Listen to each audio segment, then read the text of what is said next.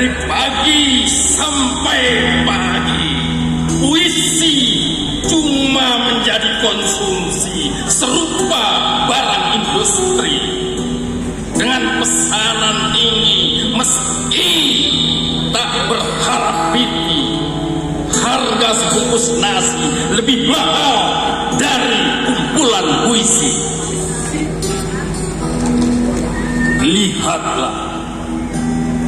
Lihatlah, para penyair sudah malas menulis puisi, rela dimiskinkan imajinasi, persetan pada diksi-diksi, larik-larik dibiarkan mati, majas-majas lemah terkebiri dibiarkan terlunglai, terkulai. Lebih nikmat beronani di kamar mandi. Ya, 1000 puisi tak lagi sehebat bahasa dan kitab undang-undang, seakan indah dan mempesona, padahal cuma enak dibaca tetapi terlalu pahit dilaksanakan. Benar katamu, Rendra.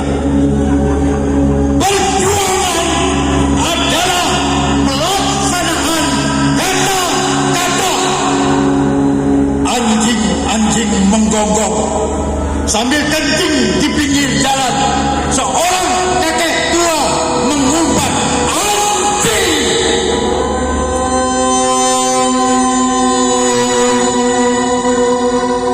Para pemirsa yang bahagia, dari Pusat Radio Republik Pasar Gebrong dibacakan menjelang pukul 10 malam. Kita kenal sebagai bangsa yang besar, wajib untuk menjaga marwah jas merah. Jangan sekali-sekali melupakan sejarah di masa lalu. Dari Gedung Dewan Perwakilan Rakyat telah melahirkan sesuatu kebijakan demi kesempurnaan kemajuan budaya, kata mereka. Pada tanggal 27 April 2017, untuk pertama kalinya Negara Kesatuan Republik Indonesia memiliki Undang-Undang Kebudayaan Nasional Nomor 5 Tahun 2017 tentang kemajuan kebudayaan, disahkan pemerintah sebagai acuan legal formal pertama untuk mengelola kekayaan kebudayaan di Indonesia. Itu yang dikatakan penyiar Ari. Ada bari terakhir mengelola kekayaan budaya Indonesia. Jadi budaya itu harus dikelola untuk maju.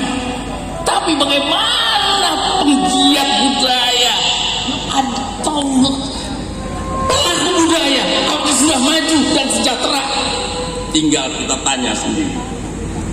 Nah, pemajuan kebudayaan sebagai implementasi dari Undang-Undang 1945 dalam hal pasal 32 bahwa pemerintah memajukan kebudayaan nasional Indonesia.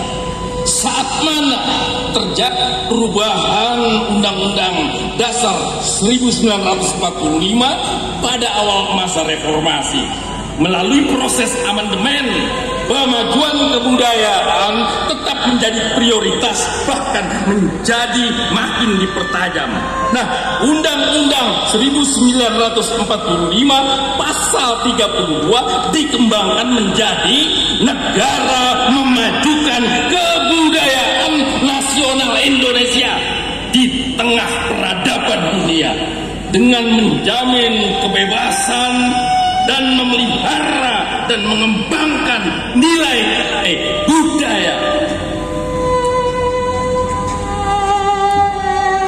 Saudara-saudara, siapa yang berani menyaksikan sebelum Indonesia ada, Kebudayaan murni sudah dilahirkan oleh para nenek moyang, bukan hasil prematur sebatas kata-kata indah di atas kertas bertinta emas mulia. Kita sebagai para pelaku budaya sependapat bahwa masyarakat adalah pemilik dan penggerak sekaligus pengembang kebudayaan nasional. Kata-kata yang dirumuskan, disepakati, dituangkan menjadi undang-undang, menjadi rumah perlindungan bagi para pelaku budaya, bagian komponen masyarakat yang terlahir. Meski tak banyak yang bisa diharap dari pengelola kebudayaan dari tingkat kabupaten, kota, dan provinsi. Telah kami rumuskan ide-ide lewat daya olah pikiran dan rasa untuk menjadikan pergelaran beraroma seni budaya bangsa. Tapi kerap kali langkah kami tersandung macet, betapa terasa teramat sulit untuk membuka pintu gerbang rumah besar pengelola kebudayaan atas nama negara. Saudara-saudara pemirsa, saya pernah mau merubah nasib dari seorang aktor teater, sinetron, film untuk menjadi penyair memajukan kebudayaan puisi. Tetapi baru saja hendak menulis puisi, istri saya melempar rantang, gunung berang,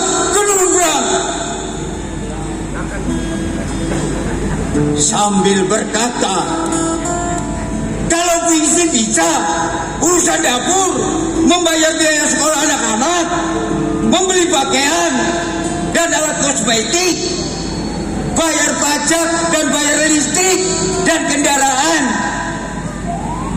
Kalau sanggup semuanya, aku siap diranjang, siang malam menemani kamu, dan sambil mengantang. Tapi mana ada ceritanya seorang penyair itu bisa kaya raya?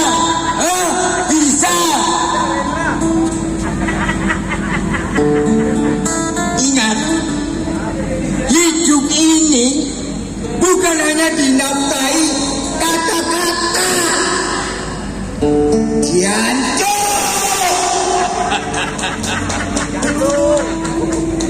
Itu celotehan Bung Hari, keluar dari lubuk hatinya yang paling dalam tentang konsekuensi dia sebagai penyair.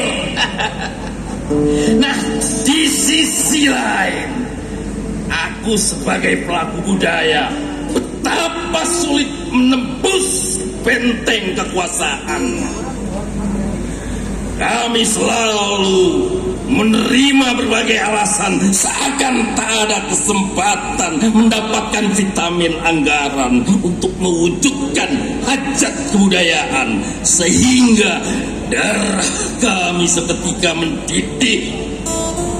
Tak ada kata lain yang bisa dijadikan senjata kecuali ungkapan rasa kecewa. Kenapa teramat sulit air kesejukan keluar dari saluran pengembangan kebudayaan? Bukankah dana kebudayaan adalah hasil pungutan dari uang kami atas nama setoran pajak? Tak ada kata terlambat. Main embat, main sikat. Di manakah pemahaman kemajuan kebudayaan nasional yang dipercaya kepada masyarakat? Apabila proyek kebudayaan hanya dikelola oleh kepentingan sepihak sehingga para pelaku budaya hanya menjadi pelengkap keresmian undang-undang. Begitu banyak komunitas seni budaya hanya menunggu, tak punya kesempatan, cukup difungsikan pengisi hajatan kawinan, sunatan, 17 Agustusan, sedang di tingkat profesional hanya milik mereka yang punya modal dan kedekatan dengan para penentu kebijaksanaan. Maka dengan ini kami menyatakan sebagai para pelaku budaya tak lagi mau dipusingkan siapa pemimpin tertinggi di negeri ini. Lantaran kemajuan kebudayaan bukan hanya teori dalam kata-kata penghias kitab undang-undang. Benar apa kata Lendra, perjuangan adalah pelaksanaan kata-kata. Undang-undang bukan cuma dianggap slogan murahan yang tak memiliki arti bagi kemajuan kebudayaan, di mana rumah budaya, keadilan sosial bagi seluruh rakyat Indonesia. Kami bertanya, di mana? Di mana? Sedangkan kami merindukan secercah cahaya surga bagi selaku pewaris budaya leluhur bangsa. Semoga hari depan kemajuan kebudayaan diharap benar-benar mampu mencapai ke pucuk gunung emas. Kami memaki karena mencintai. Kami bukan membenci. Kami bukan membenci